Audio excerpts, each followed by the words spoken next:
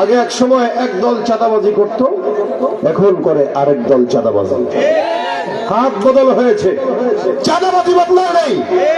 ক্ষমতার রাষ্ট্রপ্রধান হয়তো বদলাবে, এদেশ থেকে দুর্নীতিবাজ বদলাবে না যতক্ষণ আল্লাহর কোরআনের আইন মোতাবেক এই রাষ্ট্র পরিচালনা হবে। আল্লাহর কসম, বাংলার জমিনে শান্তি কোনোদিন আশা করা যাবে না। যাদের হাতে যায় ক্ষমতা, দেশ যেন বাপের ভিটা, রাখতে চেয়ার শুরু করে বিদেশিদের পাচাটা। যাদের হাতে যায় ক্ষমতা, দেশ যেন বাপের ভিটা, রাখতে চেয়ার শুরু করে বিদেশিদের পাচাটা। বিদেশিদের কথা মতো চালায় ওরা নিজের দেশ, বিদেশিদের কথা মতো চালায় ওরা নিজের দেশ। দেখতে দেখতে গোল্লায় গেল আমার সোনার বাংলাদেশ।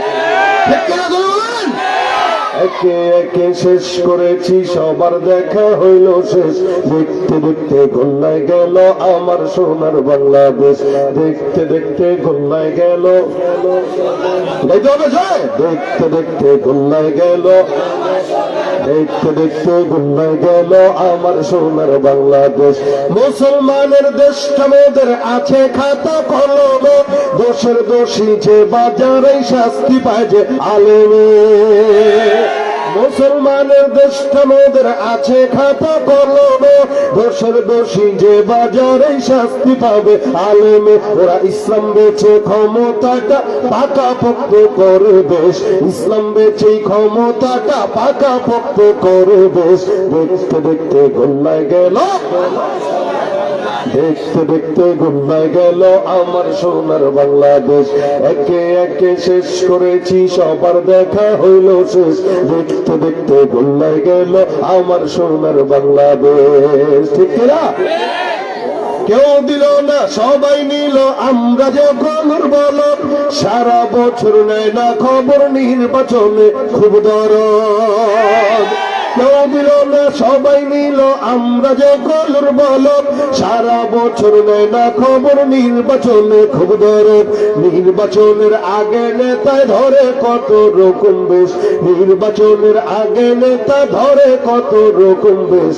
দেখতে দেখতে গোল্লায় গেল একসাথে, দেখতে দেখতে গোল্লায় গেল আমার সোনার বাংলাদেশ। ঠিক কিনা? কোরআন ছাড়া যত কিছু আসবে একটাও সুপথ না, সব বিপদ। ঠিক কি আছে বলেন? আল্লাহ পাক সৃষ্টির কথা আগে বলেন নাই, পড়ার কথা আগে বললেন। আল্লামাল কোরআন খালাকাল ইনসান, আগে কোরআন শিখিয়েছেন, তারপরে মানুষ বানিয়েছেন। দেখেন আমরা অনেক সময় মাদ্রাসায়, এই পরিকট দারুল উলুম মাদ্রাসায় আপনার বাচ্চাকে নিয়ে এসে হুজুরকে বলতেছেন, হুজুর এই পোলাটা নিয়ে আসলাম, একটু মানুষ বানায় দিয়ে। বাচ্চাকে নিয়ে এসে কি বলে? মানুষ বানায় দিয়ে। 5 বছরের বাচ্চা, 6 বছরের বাচ্চা নিয়ে এসে বলতেছে মানুষ বানায় দেন। কেন? কি কুকুরের বাচ্চা নিয়ে আসছে? মানুষের বাচ্চাই তো নিয়ে আসছে। মানুষের বাচ্চা নিয়ে আসার পরে বলতেছে মানুষ বানায় দেন। তার মানে বোঝা গেল কোরআন যতক্ষণ বান্দা না শিখতে পারে, সে মানুষের আদলে গড়া হতে পারে, কিন্তু মানুষ হতে পারে না। এই যে আজকে সমাজের ভিতরে দুর্নীতি যারা করে, এরা দুনিয়ার সব বুঝে, দুর্নীতি বুঝে, সুদ বুঝে, ঘুষ বুঝে, চুরি বুঝে, চান্দাবাজি বুঝে, সব বুঝে, কোরআন বুঝে না। যার কারণে তো সে চুরি করে। কোরআন বুঝে না বলেই তো দুর্নীতি করে। কোরআন বুঝে না বলেই সমাজের যত অরাজকতা আছে সব সে করে। সুতরাং এরা মানুষের মতো দেখতে, কিন্তু মানুষ হতে পারে। যারা বলেন মানুষ হতে পারে। আগে এক সময় এক দল চাঁদাবাজি করত, এখন করে আরেক দল চাঁদাবাজি। হাত বদল হয়েছে, চাঁদাবাজি বদলায় নেই। ক্ষমতার রাষ্ট্রপ্রধান হয়তো বদলাবে, এদেশ থেকে দুর্নীতিবাজ বদলাবে না যতক্ষণ আল্লাহর কোরআনের আইন মোতাবেক এই রাষ্ট্র পরিচালনা হবে। আল্লাহর কসম, বাংলার জমিনে শান্তি কোনোদিন আশা করা যাবে না। যাদের হাতে যায় ক্ষমতা, দেশ যেন বাপের ভিটা, রাখতে চেয়ার শুরু করে বিদেশিদের পাচাটা। যাদের হাতে যায় ক্ষমতা, দেশ যেন বাপের ভিটা, রাখতে চেয়ার শুরু করে বিদেশিদের পাচাটা। বিদেশিদের কথা মতো চালায় ওরা নিজের দেশ, বিদেশিদের কথা মতো চালায় ওরা নিজের দেশ। দেখতে দেখতে গোল্লায় গেল আমার সোনার বাংলাদেশ। ঠিক কিনা বলেন? একে একে শেষ করেছি, সবার দেখা হইল শেষ। দেখতে দেখতে গোল্লায় গেল আমার সোনার বাংলাদেশ, দেখতে দেখতে গোল্লায় গেল। দেখতে দেখতে গোল্লায় গেল, দেখতে দেখতে গোল্লায় গেল আমার সোনার বাংলাদেশ। মুসলমানের দেশটা মোদের আছে খাতা কলমে, দোষের দোষী যে বাজারে শাস্তি পায় যে আলেমে।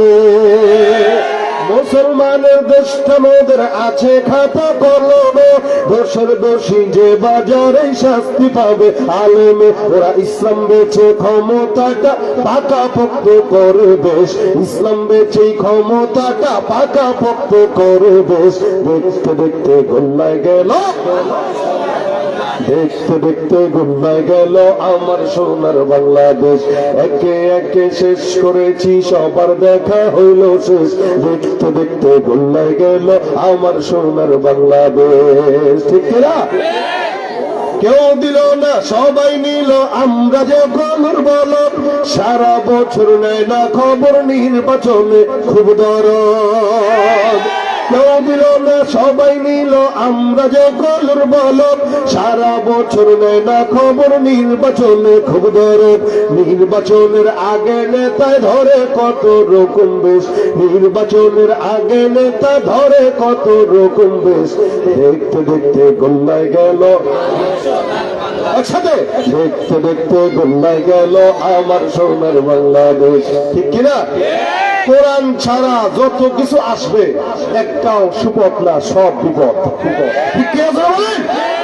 এই জন্য কোরআন শিখে না, খালি রাজনীতি শিখে। যদি কোরআনে হুজুরের মতো যে কথাগুলো বলে গেছেন হুজুর, যে যদি কোরআন ওয়ালা হইতো তাহলে আমাদের দেশের প্রত্যেকটা নেতা কর্মীরা ইনসাফ ওয়ালা রাজনীতি করত। কিন্তু বাংলাদেশের রাজনীতি মানে এরে ধরো, এরে মারো, এরে জবাই করো। একদল 15 বছর করে গেছে, আরেক দল না আসতেই শুরু করছে। আবার অন্য যারা আছে তারাও আবার করবে। বারবার ক্ষমতার পালাবদল হবে, দুর্নীতিবাজ কমবে না, চাঁদাবাজ কমবে না, সন্ত্রাস কমবে না। কোরআনের আইন যতক্ষণ না আসবে শান্তি দেশে আসা সম্ভব নয়। কেন? কোরআনের বাহিরে যা কিছু দেখেন মানুষ হতে পারেন নাই, কারণ আল্লাহ পাক আগে কোরআনের শিক্ষা গুরুত্ব দিয়েছেন, তারপরে বলছেন তোমরা মানুষ হবা। কোরআন যার ভিতরে নাই ও যত বড় শিক্ষিত হোক, রাসূল বলেন মিসকিন। কি বলেছেন? মিসকিন। কোরআনের শিক্ষা যার ভিতরে নাই সে কি? মিসকিন, সে ফকির। দুনিয়ার জমিনে বড় হবে অনেক বিশাল বড় লোক, অনেক বড় ক্ষমতাওয়ালা, অনেক বড় পাওয়ারফুল লোক, কিন্তু না, ওর ভিতরের মাল নাই। উপরে সাইনবোর্ড আছে, সাইনবোর্ড ভিতরে উপরে থাকবে, ভিতরে মাল থাকবে না। ওর মতো খালি কলসার দুনিয়া থেকেও নাই। এই কারণে কোরআনের দরকার আছে কিনা? আল্লাহ পাক রব্বুল আলামিন এটাকে ফরজ করেছেন। কতটুকু ফরজ? আলেম হওয়া জরুরি না, ফরজ না। কি কি ফরজ? যে আমল আল্লাহ পাক ফরজ করেছেন, যেমন নামাজ ফরজ, রোজা ফরজ, হজ ফরজ, যাকাত ফরজ। যে সমস্ত ইবাদত ফরজ, এই সমস্ত ইবাদতের ইলম অর্জন করাও ফরজ। নামাজ পড়তে গেলে কোরআন দরকার আছে কিনা? নামাজে কোরআন তেলাওয়াত লাগে না? দেখেন তো, যদি জিজ্ঞাসা করি দাঁড়ায় একজন সূরা ফাতিহা বলেন, অধিকাংশ মানুষের সূরা ফাতিহা ভুল, শিখে নাই। তার মানে আমাদের আগে কোরআন শিক্ষা করা কি? নামাজ পড়ার আগে কোরআন শিক্ষা করা কি? ফরজ। কারণ আপনার নামাজের ভিতরে কোরআন তেলাওয়াত অশুদ্ধ পড়া নামাজ ভঙ্গের সর্বপ্রথম কারণ। এখন আপনার তেলাওয়াতই শুদ্ধ নাই, নামাজ হবে? কথা কয় না, হবে? এই জন্য কোরআন শিক্ষা করা ফরজ। এখন আপনারা মনে করেন এই দারুল উলুম মাদ্রাসায় ছেলেকে ভর্তি দেবো, খাবে কি, পড়বে কি, কেমনে চলবে? আলহামদুলিল্লাহ দেশে বিশাল বড় বড় ডিগ্রিধারী বড় বড় শিক্ষিতরা রিক্সা চালায় খাওয়ার অভিযোগ আছে, কিন্তু কোন আলেম কোরআন শিখার পরে বসে আছে বেকার, এটা আপনারা দেখাতে পারবেন না। একটা না একটা চাকরি আল্লাহ পাকের ব্যবস্থা করে দেন। হয়তো বেতন থাকে কম, কিন্তু বরকত থাকে কি? কি থাকে? একটা রিক্সাওয়ালার টাকার যে বরকত থাকে, এটা কৃষকের টাকায় যে বরকত থাকে, কোটি কোটি কোটি দুর্নীতিবাজের টাকা আল্লাহর কসম এর বরকত থাকে না। ও মানুষের থেকে যেমনে নেয় অমনেই যায়, ও দুর্নীতি করে নেয় ওই টাকা অমনেই যায়। কিন্তু আল্লাহ পাকের পথে যারা চলে, হালাল রুজি রোজগার করে, আল্লাহ পাক এদের সম্পদে বরকত দিয়েছে। যেমন ওলামা একরাম এটার এক নম্বর আলামত। ওলামা একরাম না, এদের টাকা পয়সা কম থাকলেও আল্লাহ পাক বরকত দেন।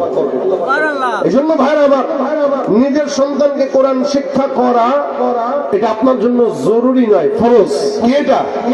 ফরজ, জরুরি না। আপনি ফরজটা আগে অর্জন করেন, তারপরে জরুরতের জন্য ডাক্তার বানান, কোনো সমস্যা নাই। প্রত্যেকটা বাংলাদেশের ডাক্তার যদি আগে ফরজ বিধানটা পালন করত, কোরআন শিখত, এগুলা ক্লিনিকের নামে ব্যবসা প্রতিষ্ঠান খুলে কাউকে জবাই করতে পারত না, যদি কোরআনের জ্ঞান থাকতো। আপনি যাবেন, টেস্ট দিবে 14টা, অযথা পেটে ব্যথা টেস্ট দিয়ে দিছে, আলট্রাসাউন্ড করো, এক্সরে করো, যাও। আরে এক একটা টেস্টেও খরচ 1500, 2000। আর এখন হাসপাতালগুলো সব বড় বড় ব্যবসা প্রতিষ্ঠান, খালি নিবে আর জবাই করবে। এক একটা ইঞ্জিনিয়ার যদি কোরআন শিখতো, আগে রডের পরিবর্তে রোড ঘাটে বাস দিত না। আগে ভালো হতো যদি কোরআন শিখতো। কেন? তখন জানতো কোনটা হালাল কোনটা হারাম। কিন্তু আমরা এগুলো না শিখে আমরা জরুরতের পিছনে ছুটি কারণে আমাদের সন্তানরা মানুষের পরিবর্তে গরু ছাগল হয়। ঠিক কিনা বলেন? এই জন্য কোরআন শিক্ষা করা কি ফরজ, শুধু ফরজ তাই নয়। এই যে মজলিস, আমি আপনাদের সামনে কোরআন নিয়ে কিছু কথা বলতেছি, এই কথার কত দাম? হাদিসে আসছে রাসূল সাল্লাল্লাহু আলাইহি ওয়াসাল্লামের সাহাবা একরামরা বর্ণনা করেন, তাদারুসুল ইলমি সাআতাম মিনাল লাইলি খায়রুম মিন ইহইয়াহা। কোন একটা লোক কোরআন সম্পর্কে 2-4 মিনিট মুযাকারা করলো, 10 মিনিট মুযাকারা করলো, 50 মিনিট মুযাকারা করলো, বলা হয় এই 5 মিনিট 7 মিনিট 10 মিনিট মুযাকারা আল্লাহ পাকের কাছে এত সম্মান, সারা রাত জেগে নফল ইবাদতের চাইতে আমার আল্লাহ পাকের কাছে 5 মিনিট 10 মিনিটের সম্মান অনেক বেশি।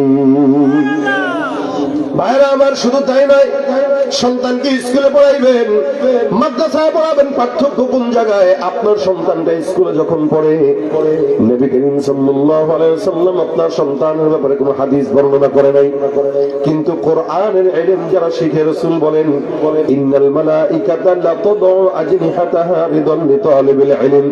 এই বান্দা যখন সুন্দর করে এলাকার রাস্তা দিয়ে হেঁটে হেঁটে যায় কোরআন শেখার জন্য, সকালবেলা যখন মক্তবে যায়, আমার আল্লাহর নবী বলেন আল্লাহর রহমতের ফেরেশতারা বান্দার পায়ের নিচে নূরের পাখনা বিছায় দেয় সন্তুষ্টির জন্য।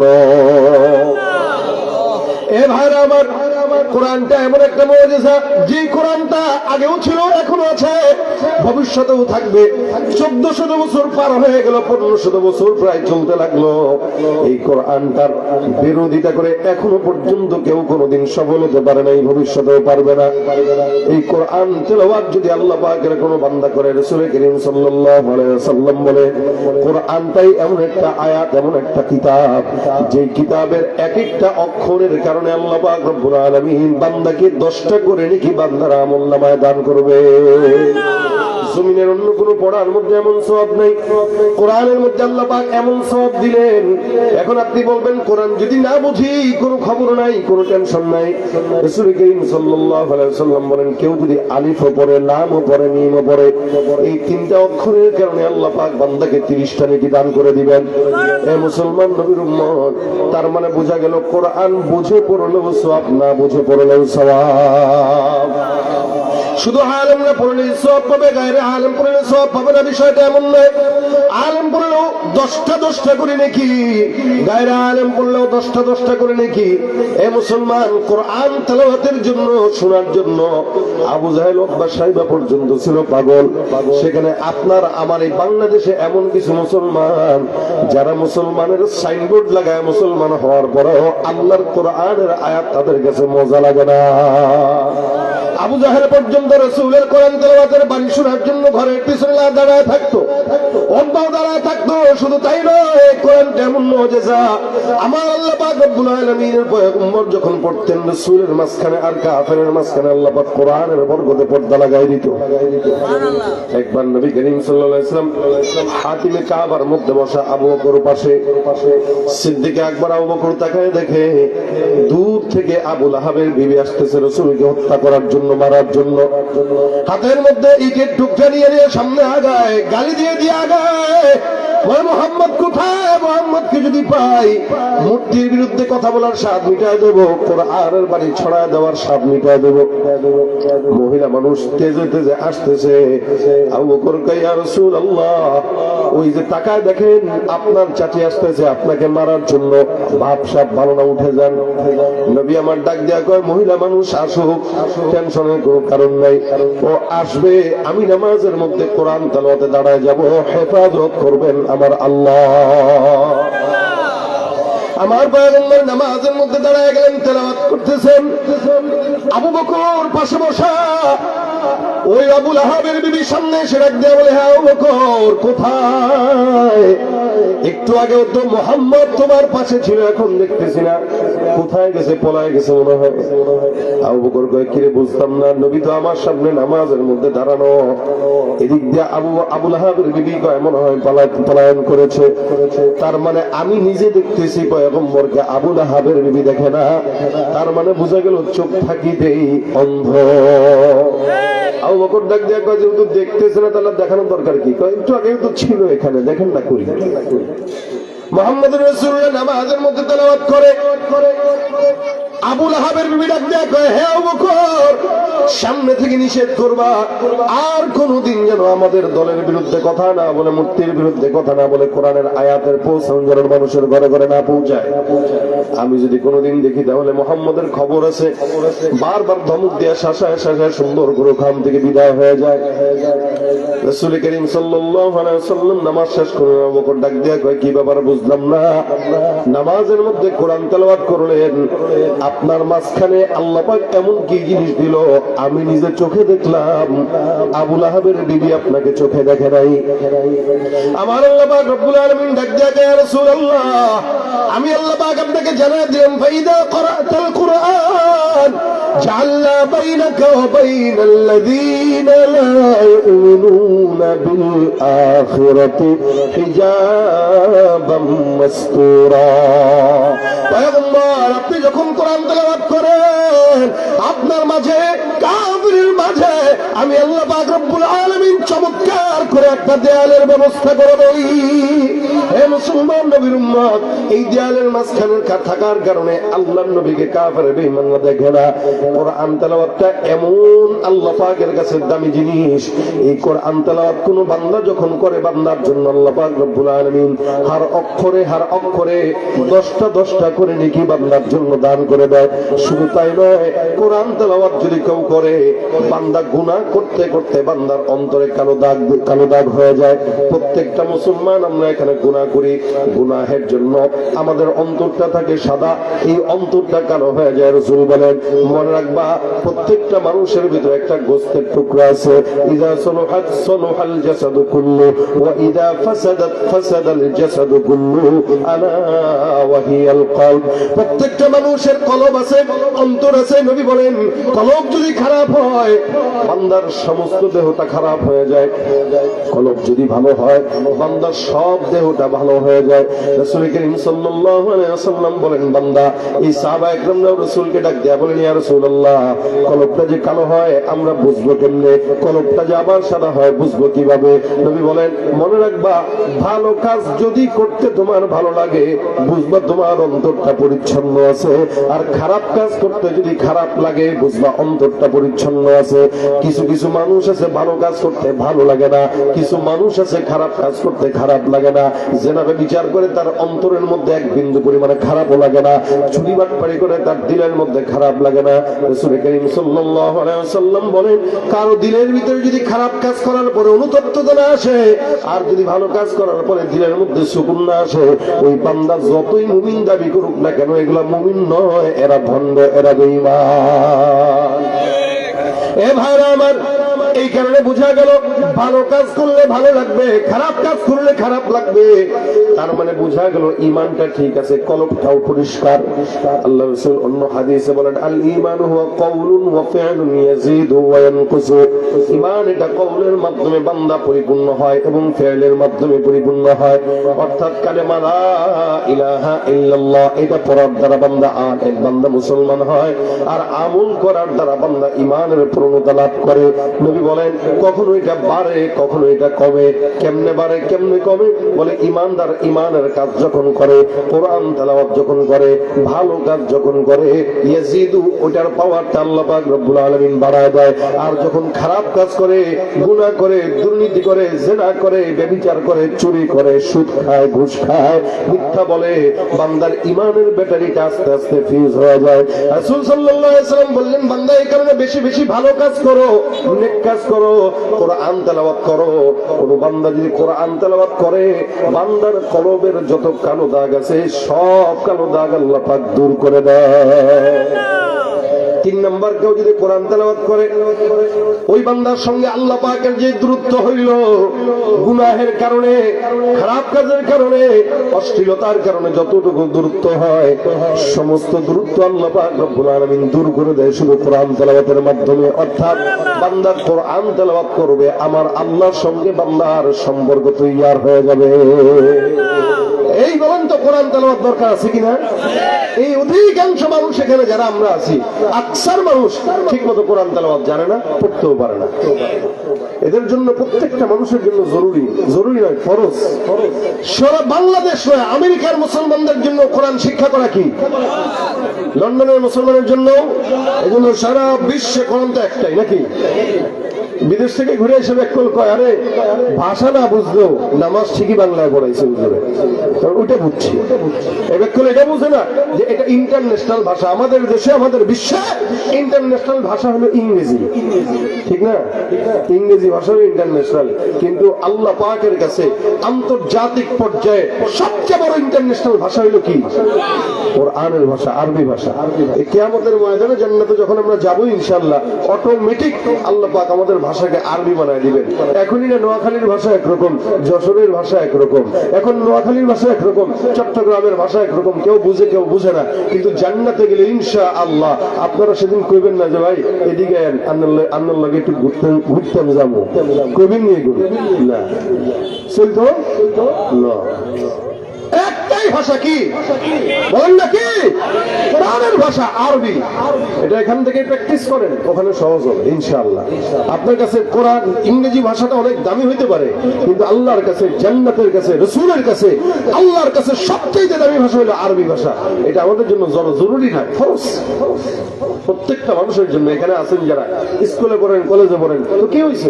প্রতিনিয়ত যদি এই দারুল উলুম মাদ্রাসায় আমাদের এই ভাই আবু তাহের সাহেব যদিও থাকে ঢাকায়, কিন্তু আল্লাহ পাক শরীর জীবন বড় দিছে, এলেমও বড় দিছে আলহামদুলিল্লাহ। উনি ঢাকার থেকেই মাদ্রাসা পরিচালনা করেন, আজকে এখানে আসছেন।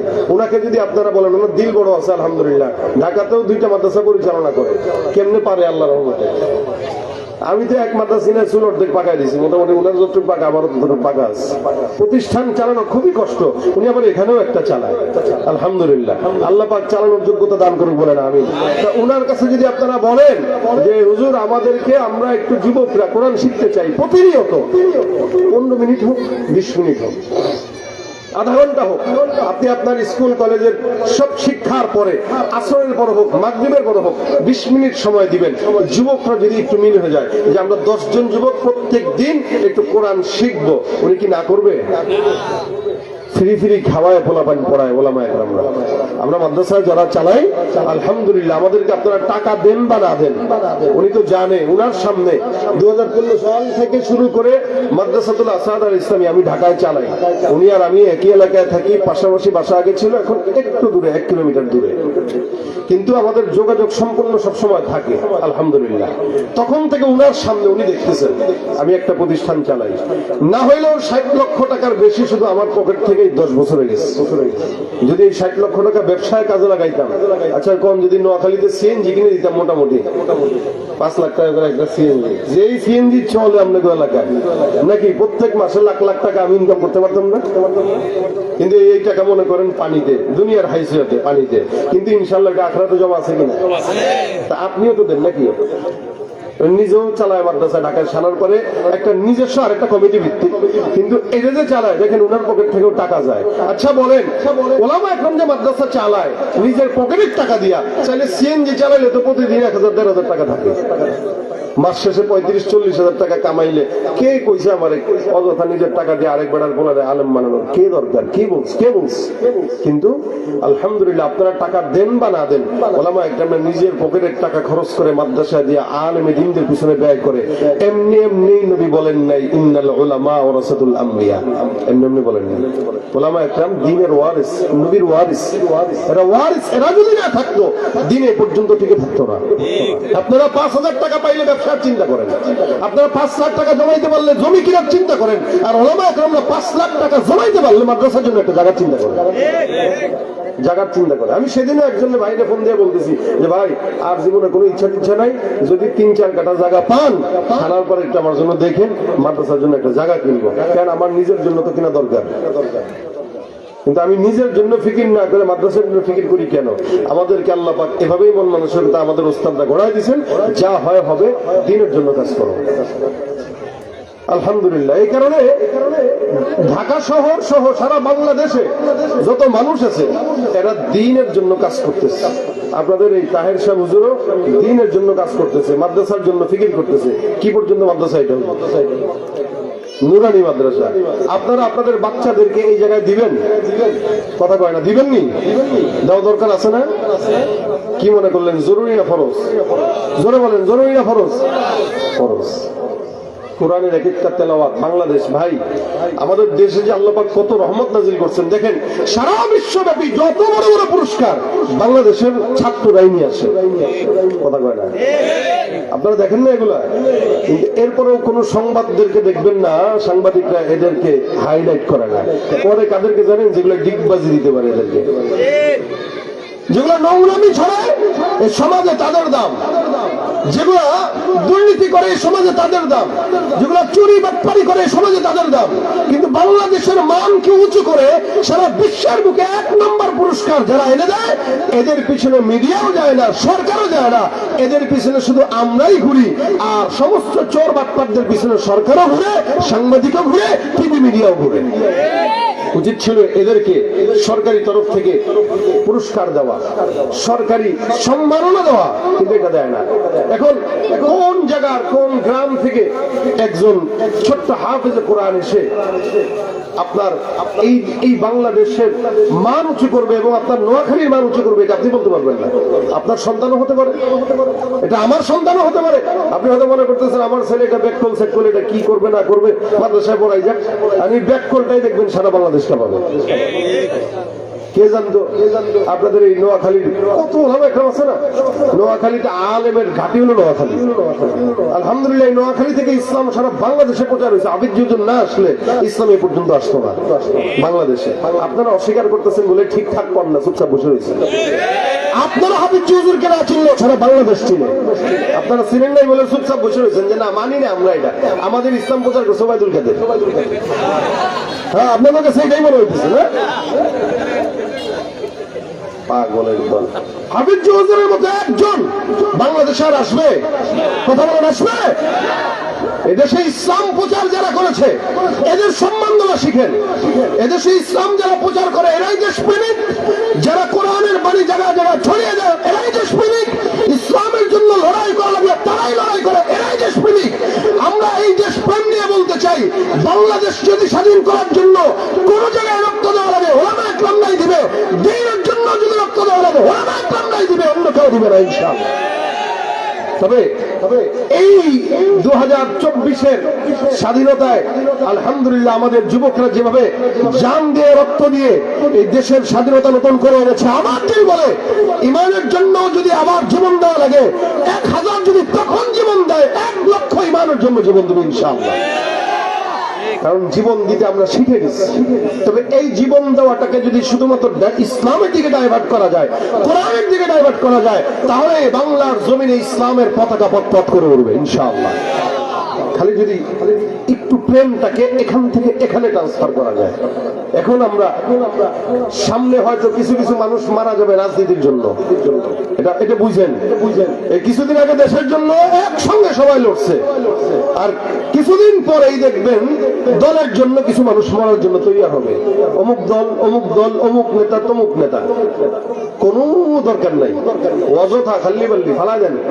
এই দুনিয়াতে বাংলাদেশে 15 বছর যারা এক দলের পিছনে ঘুরছেন, এদের ভালো মতো বোঝা হয়ে গেছে যে এরা যখন বিপদে পড়ে আমাদেরকে নিয়ে পালায় না, একা পালায় না। কি বলেন, নিয়ে গেছে আপনাদেরকে? এরা বিপদে পড়লে আমাদেরকে নেয় না, একাই চলে যায়। সুতরাং এই সমস্ত দলের পিছনে ঘুরে লাভ, বলেন লাভ আছে না? আল্লাহর কোরআনের দলের পিছনে ঘুরবেন, ইসলামের পিছনে ঘুরেন, কোরআন সুন্নাহর পিছনে চলেন, মরলেও লাভ, বাঁচলেও লাভ। কথা ঠিক না? এই জন্য আমরা কোরআনের পক্ষে থাকবো তো ইনশাআল্লাহ। তাহলে এই প্রতিষ্ঠানটা আপনাদের বাচ্চাদেরকে আগে সর্বপ্রথম এখানে ভর্তি দিবেন, কোরআন শিখাবেন। হ্যাঁ, ছেলে স্কুলে পড়ুক। ছেলে যদি সকালবেলা স্কুলে যায়, নিয়ে যাবেন। বিকেল বেলা একটা টাইমে এই ছেলেকে এখানে ভর্তি দিবেন। আপনার ছেলে, আপনার ভাতিজা, আপনার নাতি, আপনার মন চায় না আলেম বানাইতে, দরকার নেই, আলেম বানায় না, অন্তত কোরআনটা শেখান। তাহলে আপনার ছেলে অমানুষ হবে না, দুর্নীতিবাজ হবে না, সুদখোর হবে না, ঘুষখোর হবে না। নইলে ঘুষের টাকা খাবে আর কবে, ভাই ঘুষের টাকা গুনে নেন, সুন্নত। দেখছেন না আপনারা? সুন্নত মোতাবেক দেখেন নাই ঘুষ খাওয়া যায়? এক অফিসার ঘুষ খাইতে স্যার বলতেছে টাকা গুনে নেওয়া সুন্নত, গুনে নেন, ঘুষের টাকা গুনে খাওয়া সুন্নত। ওই যে যদি কোরআন না শিখান, তাহলে স্কুলে পড়ানোর পরে ঘুষ খাবে আর কবে, সুন্নত। বড় বিড়া যৌতুক খাবার কবে, হাদিয়া, গিফট। সুদের টাকা খাবার বলবো মুনাফা, এটাও তো আমার একটা লভ্যাংশ, এটা সুদ না, হালাল হারাম কোন বাস বিচার করবে না, যেটা পাবে ওইটাই খাবে। এগুলো শিক্ষিত হবে, তবে শিক্ষিতর পাশে শয়তান যোগ, শিক্ষিত শয়তান, ঠিক কিনা জোরে কর? ওরা হলো দেশের লাগি মহামারীর মতন, ফাইল কলম ঠেকাইয়া চালায় তারা নির্যাতন। ঘুষের টাকা ওদের বুড়ি, ঘুষের টাকা ওদের বুড়ি, করে যে টান টান, ওরা শিক্ষিত শয়তান, ওরা শিক্ষিত শয়তান, ওরা শিক্ষিত শয়তান, ঠিক কিনা? কোরআন শিখবো তো ইনশাআল্লাহ।